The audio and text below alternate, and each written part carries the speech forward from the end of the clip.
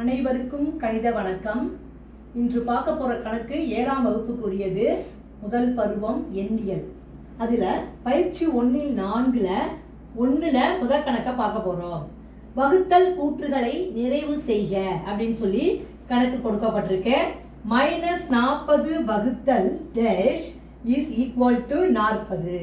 அப்போ -40ஓட எந்த நம்பரை வகுத்தால் +40 வரும் அப்படிங்கிறதான் கேட்கப்பட்ட கேள்வி. -40ஓட எந்த நம்பரை வகுத்தால், அது எக்ஸ்ன்னு வச்சுக்கிறோம், தெரியாத எண்ணு எக்ஸ்ன்னு வச்சுக்கிறோம், ஈக்குவல் டு 40.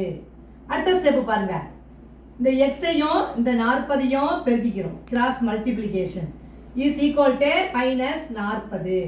நமக்கு தேவை எக்ஸினுடைய மதிப்பு. எக்ஸ் ஈக்குவல் டு -40 அப்படியே போட்டுக்கிறோம். இந்த 40 அந்த பக்கம் வரும்போது வகுத்தலுக்கு வந்துடும். அப்புறம் அடுத்த ஸ்டெப்பு 40 வகுத்தால் 1. மைனஸையும் ப்ளஸ்ஸையும் வகுத்தால் வரக்கூடிய விடை -1. அப்போ இந்த கணக்குக்குரிய விடை -1. மைனஸ் இன்ட்டு மைனஸ் ப்ளஸ் 40 1ஆல் வகுத்தால் 40 கிடைச்சிரும். அப்போ தேர்ஃபோர் ஆன்சர் என்ன வருது? -1.